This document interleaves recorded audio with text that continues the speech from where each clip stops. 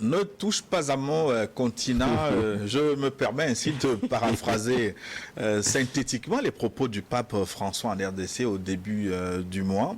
Après le colonialisme politique, un colonialisme économique tout aussi asservissant s'est déchaîné, ajoute le souverain pontife, afin de proférer cette forme de menace.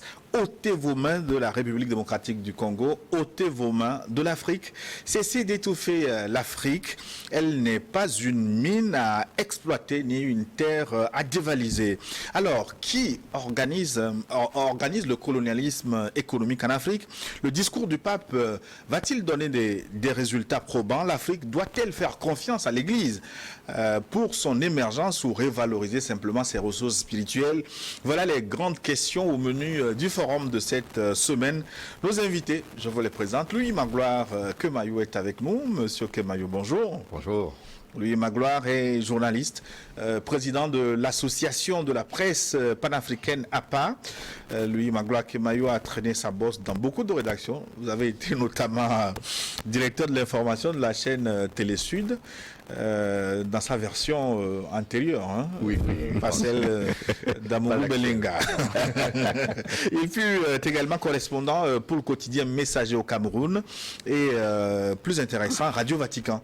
Absolument, correspondant à Paris pendant quelques années. Ça veut dire que l'Église catholique, vous connaissez très bien, de même que les couloirs, les méandres du souverain pontife. Disons que j'ai eu une pratique religieuse assez poussée pendant mes jeunes années et que, arrivé en France, j'ai également eu l'opportunité, au-delà d'être un bon fidèle, d'être également un journaliste qui a travaillé pour la rédaction Afrique de Radio Vatican. On a ouï dire que vous avez fait des pas au séminaire aussi. Est-ce que c'est vérifié? Il s'en est fallu de peu pour que, effectivement, la transition se fasse entre la vie de simples pratiquants à celle de personnes ointes, appelées et qui répond à l'appel du Seigneur. Et c'était quoi le hic à la fin? Je suppose que le noviciat est passé. Non, mais vous pourriez poser la même question à de nombreux fonctionnaires africains aujourd'hui qui sont passés par là, notamment le président Biya et beaucoup d'autres fonctionnaires camerounais dans les primes années d'indépendance. Ils ont été formés à l'Église catholique. L'Église catholique n'a pas que le message religieux, il a également ses églises, ses dispensaires, ces écoles et beaucoup d'autres lieux où se fait la formation du citoyen, pas que sur le plan religieux. Et donc, il y a eu cette formation qui a eu lieu. Ça profite à l'État, ça profite à tout le monde. Je ne peux pas renier cet héritage-là. Merci. Votre co-débatteur, docteur Sodjeon Apeti, docteur, bonjour. Bonjour, grand frère. Docteur Apeti est médecin interniste, gériatre. Vous dirigez la clinique Imhotep. Oui, véritablement en honneur au vrai père de la médecine et non Hippocrate, je le dis chaque fois. Il faut remettre les choses à l'endroit. C'est pourquoi ce nom est vraiment à honorer pour que les Africains comprennent que là où tout a commencé, c'est là où tout doit être terminé également. Hippocrate, l'hypocrite, on va définir. Bien sûr.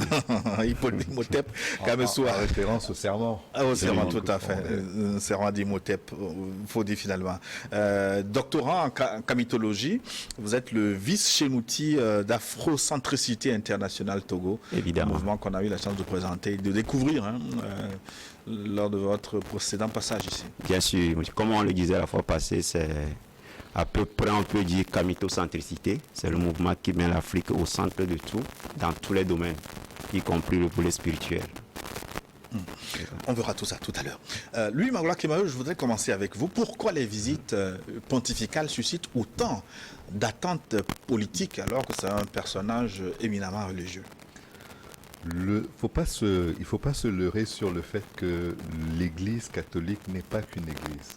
L'Église catholique est certes une Église, mais elle est également un acteur diplomatique très important sur lequel il faut compter quand on a des négociations. Et les acteurs politiques de différents bords, les chefs d'État, que ce soit en Afrique ou ailleurs, se réfèrent énormément au souverain pontife ou à l'Église catholique dans les négociations. Il existe d'ailleurs sur la scène internationale de nombreuses occasions pendant lesquelles l'Église catholique a eu une médiation plutôt heureuse, qu'il s'agisse de l'Amérique latine ou de l'Afrique de façon générale. Les missions de bons offices de l'Église catholique ont produit énormément de bons résultats sur le continent. Et donc, quand on est souvent dans des situations d'impasse, la voix de l'Église peut compter, et celle de l'Église catholique qui est constituée en tant qu'État, parce que le Vatican est un État qui existe et qui a ses règles, ses ambassadeurs à travers le monde.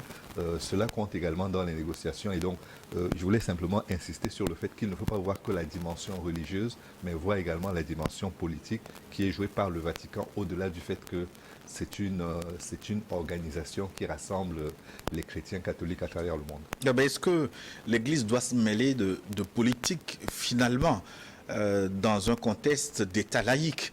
Est-ce que cela n'entraîne pas à la fin des relations incestueuses, religion politique?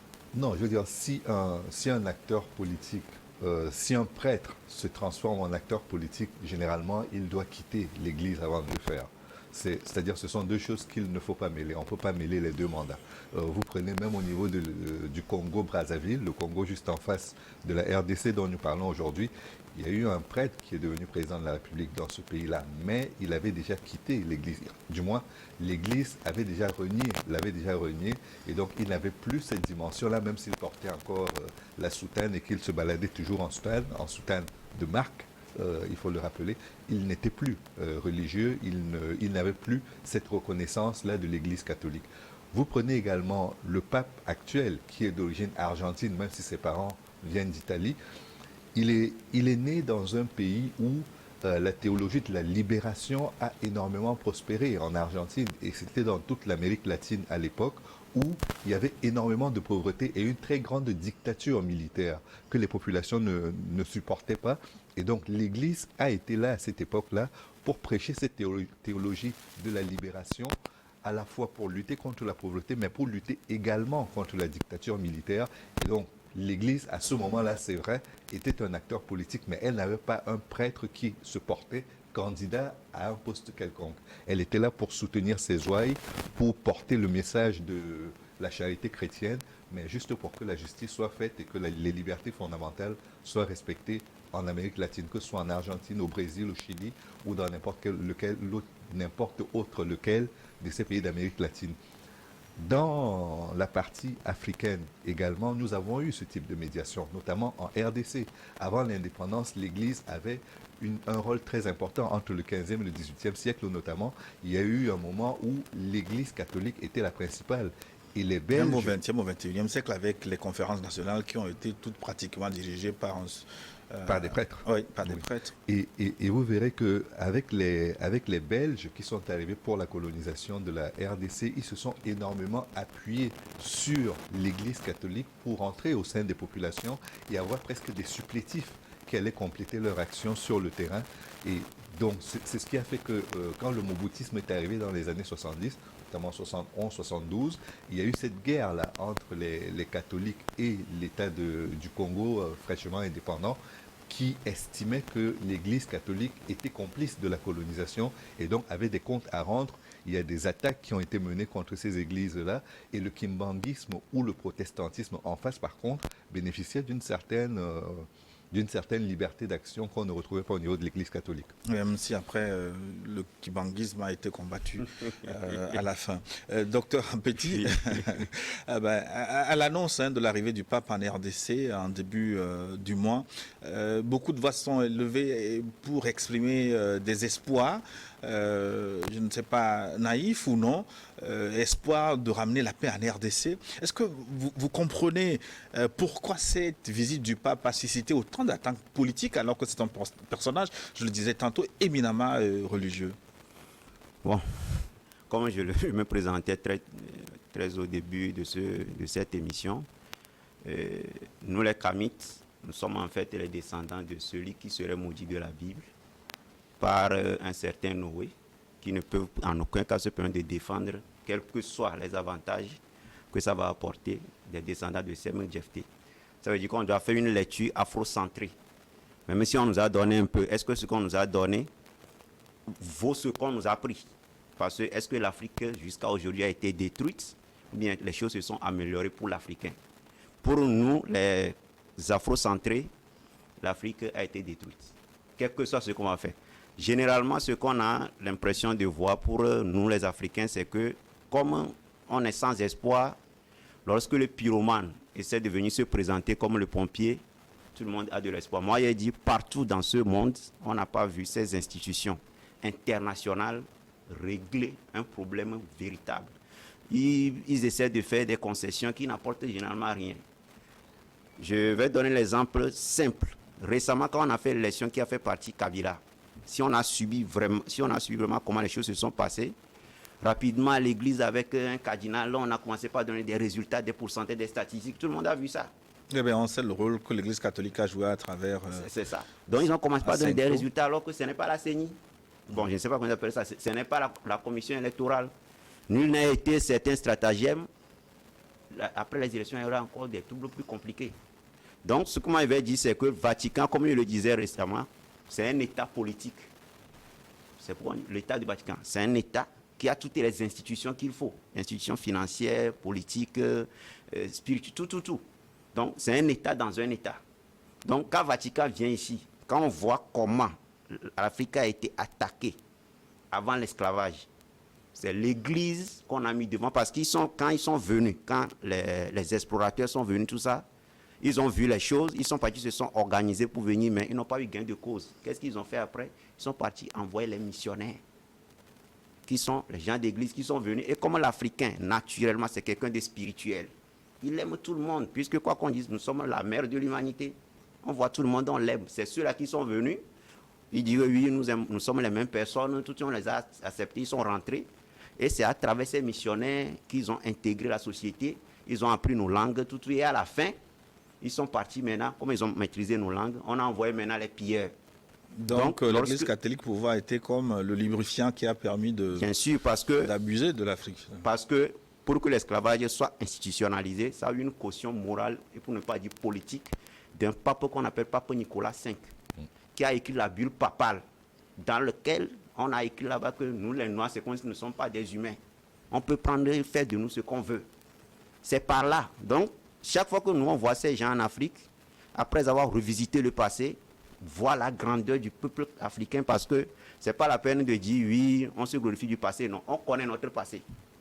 Il y a des explorateurs qui sont venus, ce qu'ils ont vu en Afrique, il n'y a même pas ça chez eux. Nous, on s'amuse à dire souvent que quand nous, on construisait les pyramides, on construisait les temples, on construisait tout ça, eux, ils étaient dans les huttes, dans les grottes. C'est ça. Donc, quand ils viennent comme ça, moi, je dis, aujourd'hui, il y a une génération africaine qui est en train de monter. On doit faire attention. Donc, quand ils viennent, parfois, c'est pour venir essayer de mettre l'ébullition qui est en train de se mettre, de mettre un peu de l'eau dessus pour que vous vous endormiez. Donc, les Africains doivent se réveiller et savoir que personne ne peut régler ton problème pour toi, à part toi-même. Donc, ça veut dire qu'en résumé, vous n'attendez absolument rien de cette visite. Je ne peux rien attendre d'un pyromane pompier. Évidemment, je ne peux rien attendre de lui. D'autant plus que je sais qu'il n'a rien réglé dans ce monde, véritablement, lorsque c'est dans l'intérêt du pauvre. Il ne savait pas de dire, bon, on va donner école, on va donner... Non, même dans ces écoles-là, si tu ne fais pas attention, qu'est-ce qu'on donne à la fin comme éducation à l'enfant? C'est un enfant qui, à la fin, au lieu d'être patriotique, devient excentré. Parce que l'institution là permet de nous décentrer pour mettre à l'extérieur de nous, pour qu'on soit excentré. De ce fait, quand on voit, quand le peuple est venu, pour que l'esclavage commence, le premier acte qu'on a fait, c'est qu'on a pris un roi congolais, on l'a baptisé de force, et ses parents disent, votre roi est baptisé, donc vous devez suivre. Donc c'est comme ça. Donc, quand moi je vois que ce soit le christianisme, l'islam, tout ça, venir faire ces petits trucs, c'est qu'ils veulent voler notre force que nous sommes en train de mettre en place pour l'autodétermination de l'Afrique. Parce que c'est la même manière qu'on dit que oui, ils ont aboli l'esclavage. Ils voient la renaissance africaine en train de venir. À demain, on dira que c'est eux. Peut-être, comme il est dans un fauteuil roulant, il est en train de préparer sa béatification.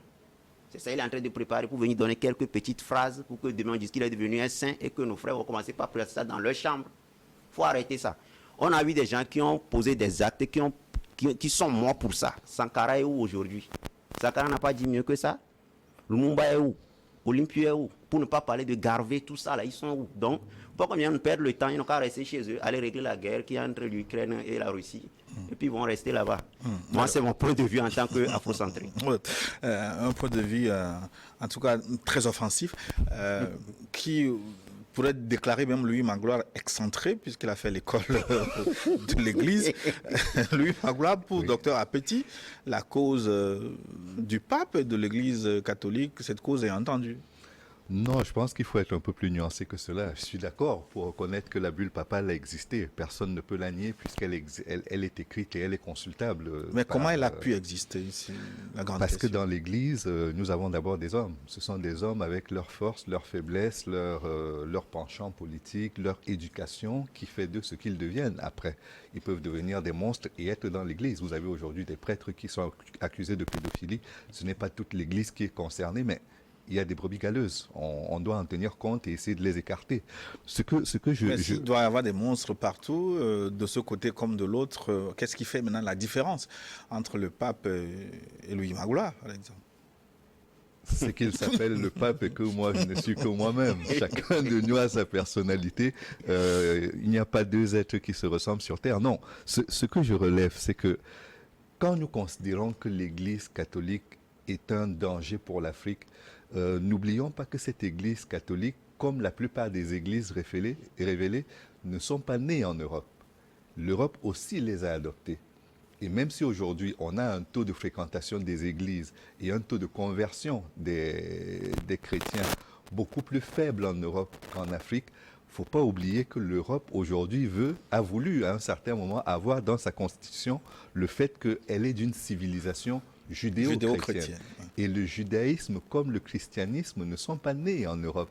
Donc, il ne faut pas perdre cela de vue et avoir l'impression que l'Afrique seule a été convertie et a adopté, a embrassé le christianisme ou l'islam et d'autres religions qui sont des religions révélées venues de l'extérieur. D'autres contrées ont connu cela également. Après, qu'est-ce que nous en faisons ? C'est ça la grande question. Sur la RDC, par exemple, sur le Congo, Kinshasa, comme on l'appelle couramment, quand en 2017, il y a eu une succession de glissements, comme on l'avait dit, dans le calendrier électoral, ceux qui ont frappé du poing sur la table et qui ont accompagné les mouvements d'activistes sur le terrain pour que l'élection ait finalement lieu l'année d'après, c'est bien l'Église catholique, c'est la Senko, ce sont les prêtres catholiques qui ont écrit et qui ont mobilisé les foules pour que l'élection ait lieu. Sinon, on s'acheminait vers un énième glissement qui aurait fait qu'aujourd'hui, peut-être le président Kabila serait encore à la tête du pays parce que personne ne l'aurait suffisamment poussé dans ses derniers retranchements pour qu'il organise cette élection qui était très attendue et surtout pour qu'il y ait une alternance à la tête du pays. Donc personnellement, je voudrais blâmer l'Église pour ce qu'elle a fait et qui est aujourd'hui connu de tout le monde, mais je ne peux pas non plus lui donner tous les torts parce qu'à côté de ces torts-là, je rappelais la bataille qu'il y a eu entre le président Mobutu et l'Église catholique au moment où on faisait la zaïrisation. Mais au bout de 3 ans, c'est-à-dire la zaïrisation a commencé entre 72 et s'est terminée vers les années 75 avec la chute du prix du cuivre et des autres métaux précieux que la RDC vendait à l'époque, il y a eu un vrai échec de la politique de zaïrisation. Et ça, ce n'était pas du fait de l'Église, puisque certains prêtres avaient été soit exilés, soit n'avaient plus le droit d'exercer. Et même la résidence, certaines églises, dans ces églises-là, on les avait transformées en sièges du mouvement de la jeunesse pour la Renaissance, qui était le parti de Mobutu. Et les effigies qui étaient celles de l'Église avaient été remplacées par celles du président Mobutu. Donc pendant toute cette période-là, personne n'a empêché les Zaïrois de faire ce qu'ils devaient faire pour le développement de leur pays. C'est simplement qu'au bout de 3 ans, tout cela s'est effondré et il a fallu rappeler l'Église. Les noms, les prénoms qui étaient chrétiens n'existaient plus sur la scène. Mobutu, qui était Joseph, est devenu Sese Seko et ça a été une politique qui a été menée pendant de très nombreuses années. Donc je veux dire, au-delà du fait qu'on puisse accuser l'Église, il faudrait faire un peu comme pour la politique où les pays colonisateurs ont été très longtemps accusés d'avoir fait beaucoup de choses qui n'étaient pas bien et jusqu'à aujourd'hui, ces pays-là continuent d'en faire. Mais il faut que nous prenions nos parts de responsabilité également dans les échecs qui ont été les nôtres. La zaïrisation n'a pas été un échec du fait de l'Église. Elle a été un échec de la part d'abord des Congolais, ensuite peut-être qu'ils n'ont pas été assez appuyés, soit par l'Église, soit par les partenaires de la RDC. Mais le fait est qu'il y a une part de responsabilité qui revient entièrement aux Congolais eux-mêmes. Docteur Appetit, j'ai compris votre point de vue. Ce que je voudrais vous dire, à partir du développement de Louis Magloire, pourquoi l'Afrique n'a pas réussi soit à africaniser ces religions judéo-chrétienne ou a carrément les réfuter après la colonisation? Bon, ce que moi je vais dire de manière simple, c'est que ça ne sert à rien de se fatiguer lorsque on a déjà l'original. Déjà, notre prédécesseur parlait que bon, le christianisme, le judaïsme ne sont pas des religions européennes, tout ça. Quand on voit sur le plan historique, ontologique, tout ça, c'est les mêmes peuples. On les appelle les Indo-Européens. Donc, quand vous voyez la philologie, c'est les mêmes peuples. C'est eux qui sont venus même détruire presque toutes les civilisations africaines qui se sont essemées sur tous les continents. Donc, ils ont la même vision, ils ont cet esprit guerrier. C'est pourquoi, que ce soit le chinois, l'indien actuel, ils ont cet esprit guerrier.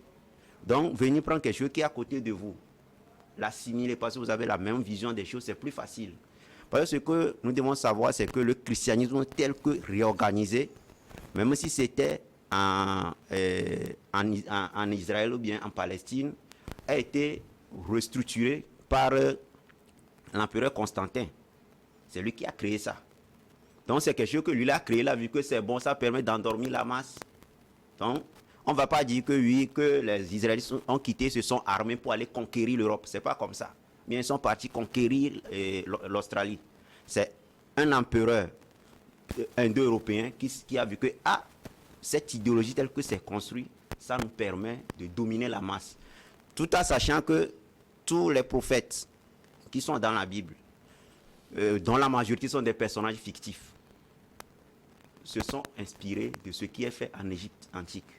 Mais ils ont écrit selon eux, parce que nous avons nos textes sacrés dans lesquels il y a plein de personnages qui étaient des gens à peau noire, cheveux crépus, qu'ils ont plagiés. Donc, ça n'engage que. C'est pourquoi aujourd'hui, vous allez aller, que ce soit Vatican, tout ça, vous allez voir les statues de Vierge Marie, tout ça. Mais quand les gens me prennent, je dis, mais le nez est quand même pointu, c'est pas notre nez, ça. Ils n'ont qu'à garder leur mari, peau noire, cheveux crépus, mais nez effilé, ils n'ont qu'à garder pour eux. Nous, la seule chose que nous on demande, c'est que les Africains se réapproprient. Parce que pour faire simple, pour chasser, c'est pas facile. Parce que ce qu'on a vécu ici, c'est au moins 3500 ans. Donc, nos grands-parents, nos arrière-grands-parents ont végété dans les mêmes désordres. Donc, ce n'est pas du jour au lendemain qu'on va faire cette guerre. Oui, mais pour refermer rapidement cette parenthèse, je passe la parole à Louis Mangoula. Comment se fait-il que les Africains ont pu lâcher facilement, simplement, ce que vous appelez l'original pour enfin, se perdre dans la photocopie que vous décrivez là? Ça rejoint la phrase que je voulais faire parce que moins 1700 avant notre ère, les Indo-Européens, qui n'ont rien chez eux, comme je le dis souvent, certains n'ont que le sable, d'autres n'ont que le sapin, la glace, tout ça, vous m'excusez de le dire, se sont coalisés, que ce soit les Assyriens, les Babyloniens, tout ça, pour venir attaquer la civilisation de la vallée du Nil, qui avait mis toutes les bases. Oui, mais comment se fait-il que ceux qui avaient tout, la science, etc., ont pu être dominés, vaincus par ceux qui vivaient dans les grottes? La civilisation, le civilisé, parce que quand tu es civilisé, tu sais que tu as tout, tu connais tout, tu ne t'attends pas que quelqu'un va venir t'agresser. Au fait, c'est ça. Et tu es celui qu'on appelle l'homme parfait.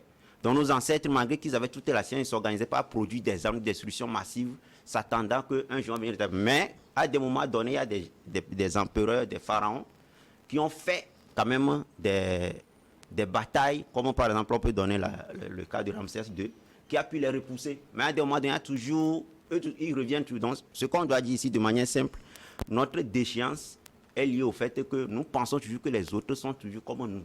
Et quand ils viennent chez nous, on oublie qu'après tout, ils peuvent être des agresseurs et on s'organise en conséquence. Donc, nous, on est dans une spiritualité qu'on appelle la spiritualité maathique.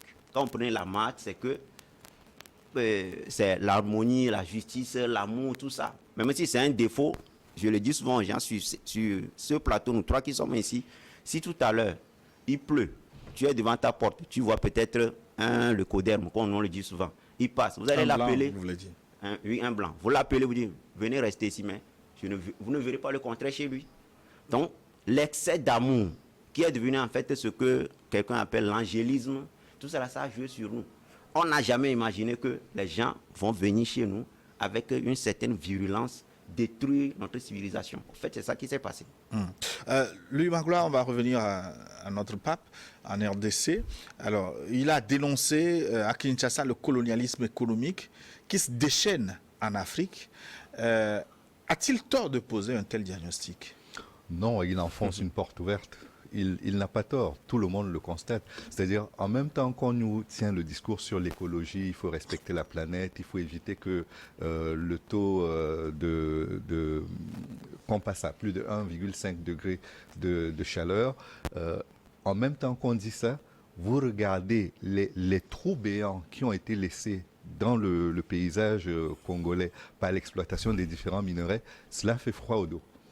Vous regardez l'Est du pays qui est aujourd'hui en proie à de nombreuses milices armées et même au terrorisme armé.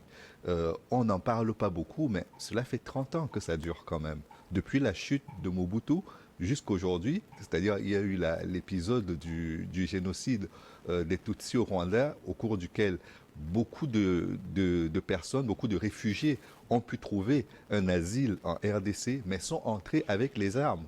Et donc ces milices-là sont entretenues à travers les armes qui sont venues d'abord du génocide, ensuite de la guerre pour renverser Mobutu, et puis après du fait que les dirigeants militaires de ces différentes provinces-là n'ont pas été remplacés. Beaucoup d'entre eux ont été soit tués, soit se sont enfuis. Et donc, comme ils n'ont pas été remplacés, les milices les ont remplacés. Et comme ce sont des zones minières, ces milices commencent à se tailler chacune des zones d'influence dans lesquelles elles peuvent exploiter les mines et les revendre. Et donc, ce colonialisme dont parle le pape, c'est celui-là. Celui dans lequel on effraie les populations à travers des actes de barbarie inouïs pour les pousser à quitter ces régions et laisser le terrain à la libre exploitation des milices. Des puissances étrangères soutenues par le Rwanda, a dit le président Félix Tshisekedi. Une dernière question. Est-ce que le pape a besoin de venir en RDC pour faire ce diagnostic? Il peut le faire. Est-ce que cela n'aurait pas sonné beaucoup plus s'il avait ce type de discours en Italie, en Europe, devant les concernés? Non, il n'arrête pas de le faire. Je veux dire, il n'a pas besoin de faire de démonstration. C'est pas une démonstration qu'il fait. La première fois qu'il a annoncé sa visite et qu'il a dû la reporter pour des raisons de santé, ça avait été très mal pris par les Congolais qui l'attendaient et qui l'attendaient vraiment. Finalement, il est venu, il a tenu ce discours. C'était important qu'il soit fait sur place. Mais est-ce qu'il n'aurait pas été intéressant qu'il tienne ce discours plus régulièrement là-bas en Occident? Il ne s'occupe pas que de la RDC, il ne s'occupe pas que de l'Afrique, il s'occupe de tous ses oreilles à travers le monde. Je veux dire, tous les chrétiens catholiques du monde sont sous... Mais c'est un sujet qui concerne tout le monde, ou ceux qui sont pillés, ou les pilleurs. Mais je crois que, d'une part, ce n'est pas le premier pape qui en parle. D'autre part, je crois que ce n'est pas la première fois que l'Église catholique, au niveau du Vatican, prend position sur ce genre de situation. Jean-Paul II l'avait fait, ses suivants l'ont fait, et le dernier, c'est-à-dire le pape François, le fait également. Et quand il vient en RDC, c'est pour exprimer sa solidarité de près. Aimer de loin, c'est bien, mais par moments, quand on se rapproche de la personne qu'on aime, c'est toujours mieux. Les preuves d'amour sont importantes. Et je crois que le discours qu'il tient par moments à l'extérieur, qu'il vienne le tenir sur place, ça ne renforce que le lien entre les deux. Parce que se serait-il passé si le pape n'était pas du tout allé en RDC et qu'il se contentait à distance de gérer cette situation et de dire les pays européens et qu'il allait à l'ONU ou bien au niveau de l'Union européenne pour tenir ce discours sans jamais venir rendre visite et toucher du doigt les réalités du terrain. Tout le monde lui dirait, mais monsieur le pape, on vous aime bien, mais comprenez que c'est nous qui sommes sur le terrain et qui savons comment ça se passe. Si vous voulez en savoir plus, allez sur le terrain vous aussi et vous verrez ce qu'il en est. Donc je crois que c'est important d'avoir à la fois ce discours qui est tenu à l'extérieur, mais aussi d'avoir la possibilité d'aller sur le terrain. Les communautés San Egidio, par exemple, je parlais des médiations qui sont menées sur le terrain. Elles sont très actives sur le terrain, y compris en RDC. Et je crois qu'il ne faut pas sous-estimer ces médiations, ces missions de médiation diplomatique que porte l'Église catholique et qui est souvent portée, qui est souvent relayée sur le terrain par les prêtres, par la communauté des prêtres et surtout les conférences épiscopales des différents pays. Mais docteur Rapeti, qui opère ce colonialisme économique en Afrique, selon vous? Bon, au risque de vous décevoir, moi la question que je me pose souvent, c'est que celui qui vient se présenter n'est qu'en fait le second couteau. Pour moi, le pape, c'est le second couteau de ce qu'on appelle la communauté internationale. C'est pourquoi il dit que pour moi, Vatican, peu importe ce qu'on va dire, que ce soit le spirituel, tout ça, avec les scandales qu'on voit là-bas, pour moi, je ne vois pas l'Afrique renaître d'une proposition de là. Donc, c'est le second couteau. Nous devons savoir que là-bas, ceux qui opèrent là, c'est les grandes multinationales. Tout ce qu'on pille en RDC là, ça ne va pas dans la poche des pauvres populations. Les armes qu'on vend là-bas, parce qu'il y a un adage qui dit que c'est pendant la guerre que l'économie est florissante. C'est ça, donc, tout ce qu'on pille, les armes qu'on vend, tout, c'est pas la RDC qui produit les armes. Qui vend les armes là-bas? Après, quand on prend les mines, qui prend? Les coltans, le cobalt, tout. On fabrique combien de portables en Afrique?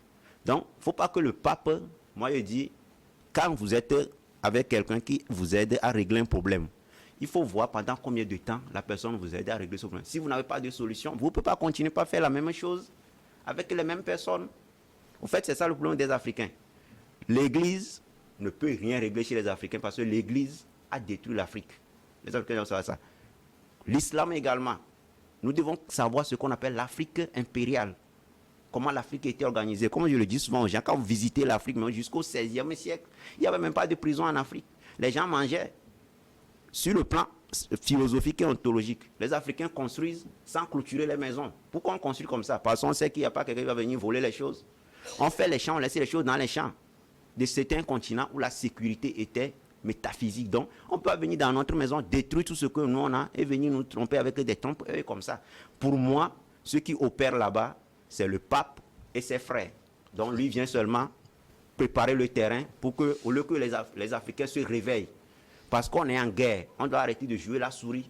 Or, ils savent que l'Église, c'est l'opium du peuple, ça, tout le monde sait ça. Quand on vous dit, oui, heureux les pauvres, tout ça, alors que celui qui a dit que heureux les pauvres, quand tu vois dans quoi il vit, c'est ce qu'il dit de ne pas utiliser ça, lui, il utilise. Donc, on doit arrêter ça. Le pape, pour moi, c'est un homme politique qui veut défendre d'abord l'intérêt du Vatican, puis l'intérêt de surtout ce qu'on appelle le lobby juif. J'ai lu un livre sur le pape lui-même. On a dit, ainsi parle-t-il, de Caroline Perosi, comme ça. On est arrivé quelque part, on a posé la question à la personne, à quand un pape africain? Vous savez la réponse qu'un juif a donnée? Il dit que non, cette question n'est pas à l'ordre du jour. Que les Africains aiment les femmes.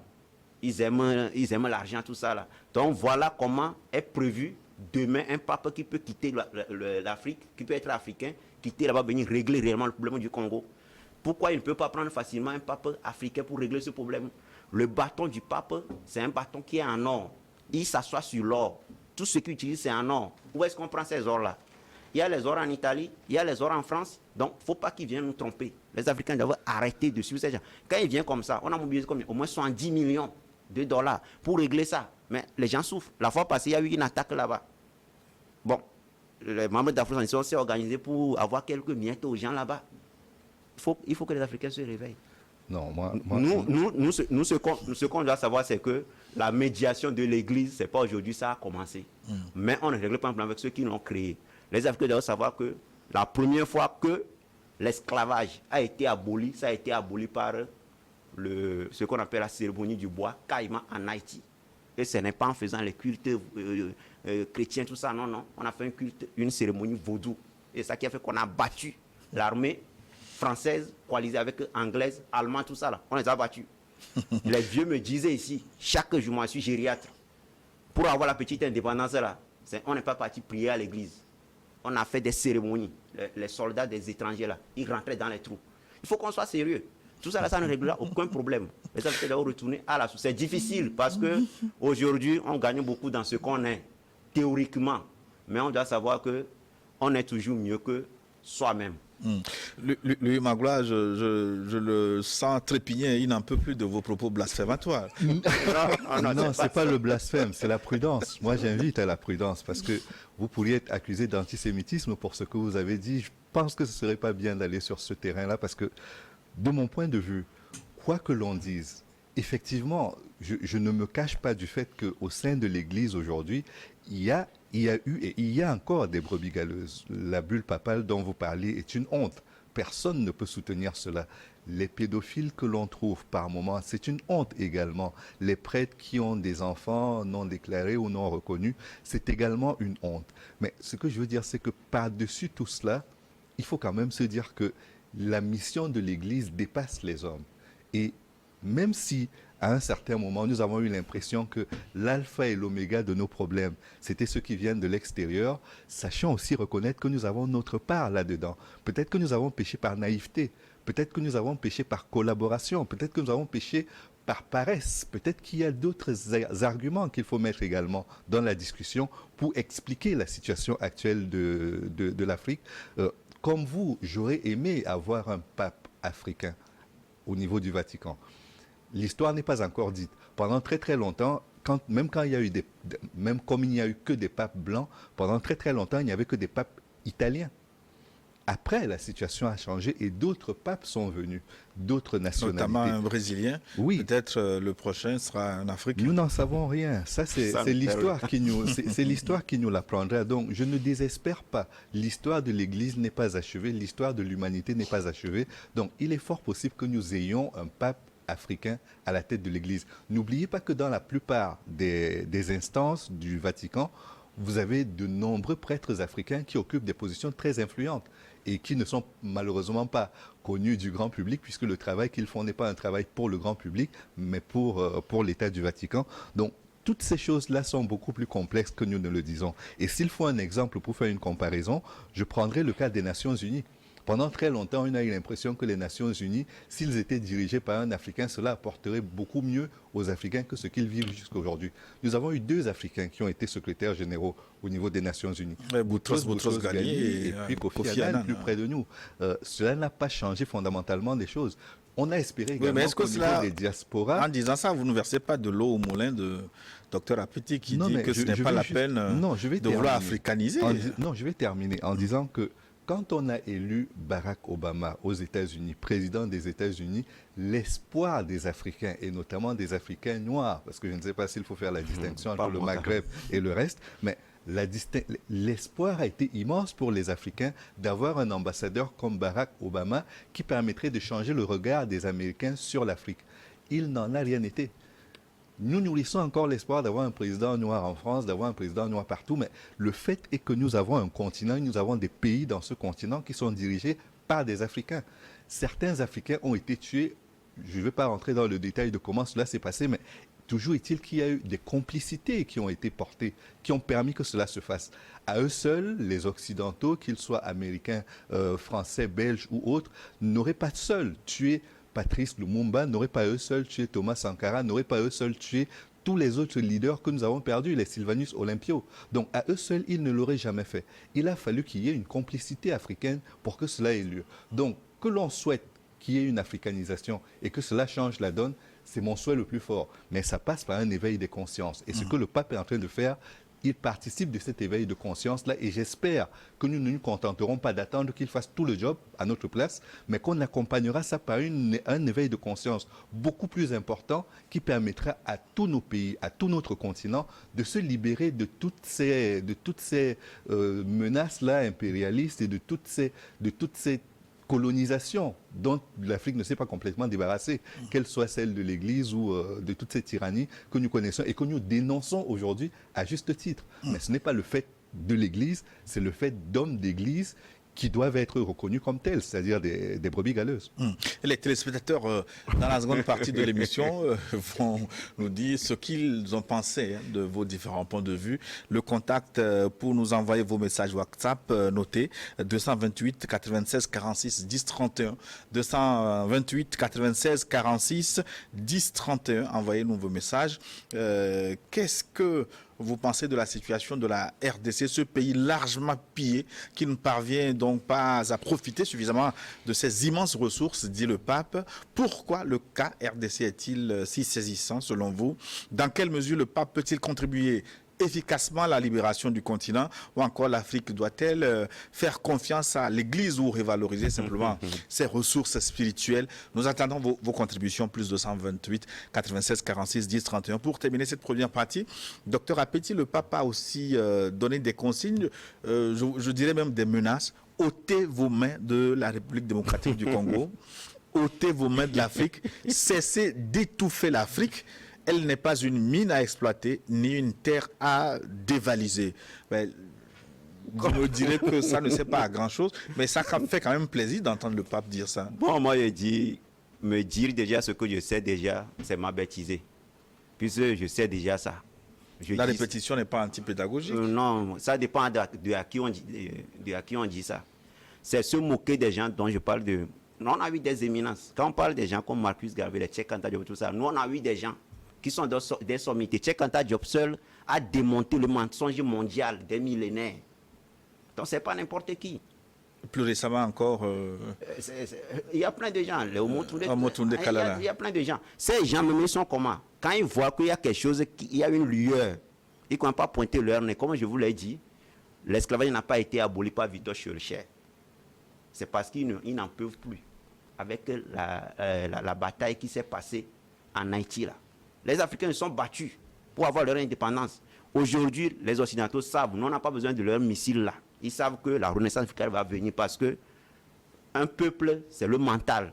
L'Église empêche les gens d'avoir une ouverture d'esprit. On vous canalise dans un trou, on dit que oui, vous êtes des brebis, il y a un berger qui est devant, tu ne cherches même pas, voici la lumière en haut, tu ne sais pas si tu peux sauter, aller de l'autre côté. C'est comme ça. Nous, on n'attend rien du pape, je vous le dis. Aucun Africain sérieux ne peut rien attendre du pape. D'ailleurs, ma maman ne va même pas dire, elle ne sait rien du pape. Elle va dans son champ quotidiennement, elle fait son maïs, elle n'attend rien du pape. Si on ne pille pas le Congo, qui n'est pas un État, le Congo, c'est un terrain de jeu. Tout le monde vient jouer, chacun prend ce qu'il veut, il part. Il ne faut pas qu'on trompe les Africains. D'ailleurs, tout ce qu'on appelle État en Afrique, c'est des, moi je peux dire, c'est des succursales. C'est ça, c'est des sous-préfectures. Par exemple, quand vous êtes là, vous dites que vous êtes des chefs d'État, et on dit que la reine d'Angleterre est décédée, vous allez. Vous avez vu dans quoi on a mis nos chefs d'État? Vous avez vu, non? On les a mis tous dans un bus. C'est les chefs d'État, ça? Vous avez remarqué que la présidente de l'Éthiopie a refusé d'être traitée comme telle. Oui. Donc, mais ce n'est pas une règle absolue. Est-ce que c'est sérieux? C'est ce que je veux dire. Si on nous respectait, on peut faire. Ça veut dire qu'il y en a qui ne peuvent pas refuser parce qu'ils savent qu'ils ne sont pas des chefs d'État. Donc, ce qu'on doit dire, c'est que ces gens ne nous considèrent en rien. Oui, mais ces propos du pape, est-ce qu'on ne peut pas s'en servir? Non, on n'a pas besoin de ça, puisqu'on sait déjà. Il ne faut pas qu'ils perdent le temps. C'est-à-dire, nous, on veut avancer. Il ne faut pas qu'ils perdent le temps. Tous les jeunes qui ont suivi le pape avec un jour férié, alors qu'il faut aller travailler, vous êtes en retard, il faut aller travailler. Parce qu'un pape est venu. On a pris l'argent, on a investi l'argent. Tous ces jeunes-là, ils pouvaient faire autre chose. Ils pensent que le papa a dit quelque chose. Ce que le papa dit là, c'est une pavé dans la masse, ça ne donnera rien. Les Congolais doivent savoir qu'ils n'ont pas un État, parce que l'État Congo, là, il faut rentrer depuis l'histoire de l'Égypte antique, ou bien de l'humanité. Ce n'est pas n'importe quelle terre qui est là-bas. Quand vous voyez ces hommes spirituels occidentaux venir là-bas. Le papa a dit que c'est une merveille, un diamant. Une forme de diaphragme. En fait, là-bas, même quand on veut dire, c'est le jardin d'Éden, même en question ça. Il y a tout là-bas, c'est le jardin d'Éden. Quand il vient là-bas, il y a un jardin d'Éden. Il y a tout. Les Congolais, si c'était un État pour clôturer le Congo, rester là-bas vivre. Mais c'est là où il y a plus de misère. Donc, n'attendons rien de lui. Il n'a qu'à aller rester à Vatican, parce que ce qu'il disait antisémitisme, c'est ce qu'on nous fait souvent dire aux Africains. Nous savons que c'est difficile.